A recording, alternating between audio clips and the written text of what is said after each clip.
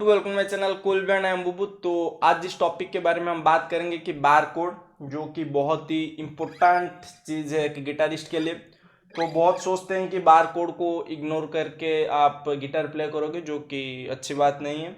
तो ये एक ऐसा चीज़ है, आपको कहीं पे भी किसी भी मोड पे आपको मिल सकता है, क्योंकि एफ मेजर जो है इसको आप बार में ही प्ले करना होगा। ओपन भी प्ले कर लेते हैं कई कई, पर बार कोड में इसमें ज़्यादा मज़ा आता है। और स्ट्रमिंग के दौरान आप अगर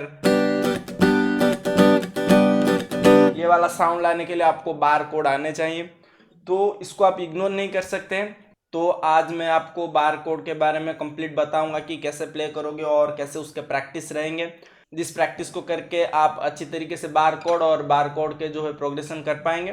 तो चलिए सीखते हैं। और हाँ, अगर आप मेरे चैनल पर नए हैं, सब्सक्राइब नहीं किए, तो प्लीज़ चैनल को सब्सक्राइब कर दीजिए। ऐसे ही ढेर सारे वीडियो, गिटार के टिप्स और ढेर सारे कॉर्ड्स और टैप्स आपको सीखने को मिलेंगे। तो चलिए सीखते हैं।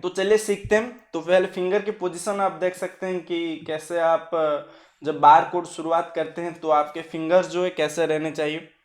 तो ओपन कॉर्ड में क्या होता है, हमारा जो थंब है यहाँ पे लगा होता है, तो इस वजह से यहाँ पे हमको पूरे पाम से स्ट्रेंथ मिल जाता है होल्ड करने के लिए गिटार को। लेकिन बार कोड के अंदर आपको ऐसे रखना चाहिए, बार कोड के अंदर आपका जो यहाँ का स्ट्रेंथ जो है बिल्कुल नहीं आता है। तो आपको इसी थंब के सहारे आपके जो है फ्रेटबोर्ड के ऊपर सारे स्ट्रेंथ डालने हैं। तो उससे आपको कैसे होल्ड करने चाहिए, तो आपका जो थंब है हमेशा, तो मैं आपको दिखा देता हूं। तो आपका जो फिंगर और जो थंब है बिल्कुल इसके अंदर, मतलब यहाँ से बाहर नहीं होना चाहिए, इसके अंदर रहने चाहिए थंब। तो आपको अच्छी स्ट्रेंथ मिल जाएगी इसके ऊपर। तो पहले आप जान ले कि थंब कैसे रहने चाहिए।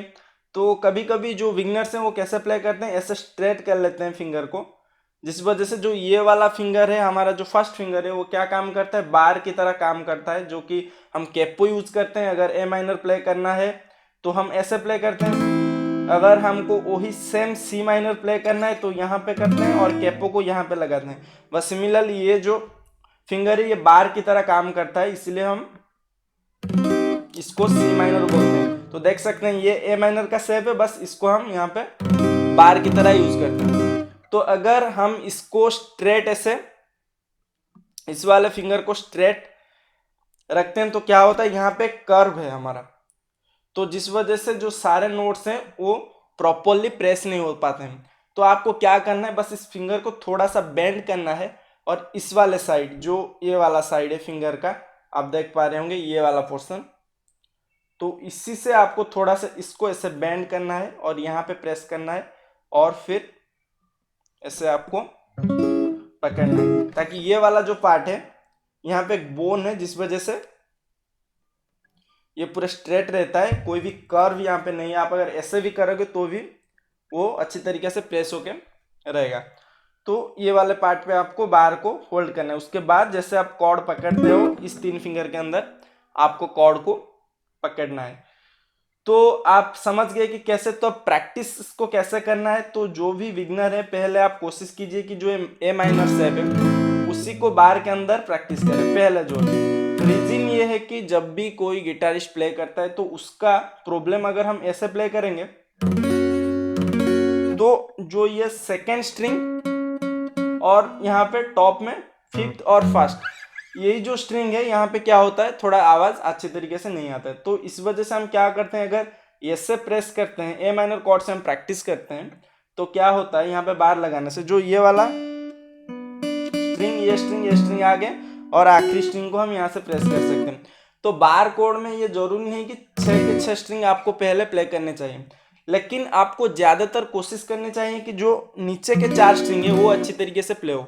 धीरे धीरे ये टॉप की 2 स्ट्रिंग आप प्ले करना सीख जाओगे, लेकिन क्योंकि नीचे 4 स्ट्रिंग को हम यूज करके एक्चुअल में कॉर्ड बनाते हैं, अगर हम ऐसे प्रेस करके प्ले कर रहे हैं तो ये क्या हो रहा है, अगर ये नीचे के 4 स्ट्रिंग सही तरीके से प्ले हो रहे हैं तो ये क्या बन रहा है, ओपन कॉर्ड शेप बन रहा है। अगर ये बेस वाले 2 स्ट्रिंग धीरे धीरे हम प्रैक्टिस करके सीख जा रहे हैं तो ये कंप्लीटली बार कोड बन रहा है। तो पहले प्रैक्टिस कीजिए कि नीचे की जो 4 स्ट्रिंग है उसमें से कोई भी आवाज नहीं कटे, बिल्कुल क्लीन साउंड है।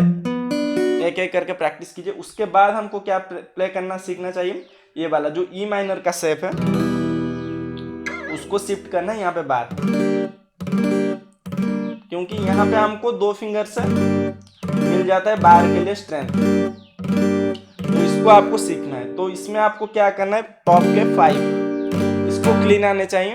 तो जब आप 4 और 5 स्ट्रिंग क्लीन प्ले कर रहे हो तो ये टॉप स्ट्रिंग जो है अपने आप उसी प्रेशर में वो लग जाता है। तो आप ज़्यादा से ज़्यादा कोशिश कीजिए कि 4 स्ट्रिंग। तो सिमिलरली ए मेजर का ये वाला, उसके बाद इसको प्रैक्टिस करना है, और ये वाला उसके बाद प्रैक्टिस करना है।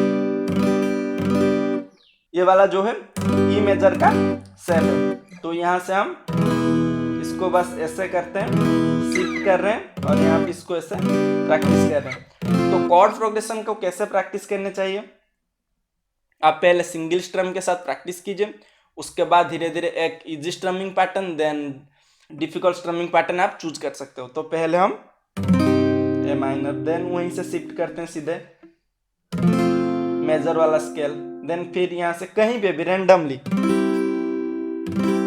बस आपको अच्छे साउंड आने चाहिए। फिर यहाँ से तो ऐसे रैंडमली आपको चूज करने चाहिए। तो पहला जो प्रैक्टिस क्या रहेगा,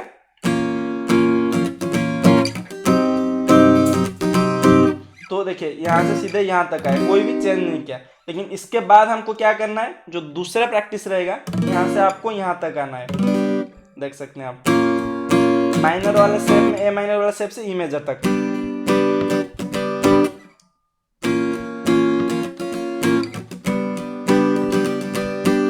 तो उसके बाद आपको ऐसे रैंडमली कॉर्ड चूज करने, चाहे वो उसके फैमिली में आते हो या फिर नहीं आते हो, कोई फर्क नहीं पड़ता। बस आपको फिंगर को मूव कराना है, उस शेप को आपको एडजस्ट करना है पूरे फ्रेटबोर्ड के ऊपर।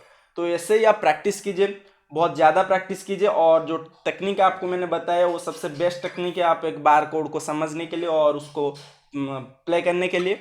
तो उसी चीज़ को प्रैक्टिस कीजिए, बहुत बार प्रैक्टिस कीजिए, तो फिर आपको आसान हो जाएगा बार कोड प्ले करना और प्रोग्रेशन। तो ये था आज का कंप्लीट लेसन। सोचता हूँ कि आपको समझ में आ गया होगा, और अगर कोई भी दिक्कत या फिर कोई भी क्वेरीज आ रहा है तो आप मुझे बेझिझक मेरे इंस्टा पे टेक्स्ट कीजिए, और यार फॉलो कीजिए, वहाँ पे हम बात करेंगे, आपके जो भी क्वेरीज या फिर जो भी डाउट्स हैं उसको सॉल्व करेंगे।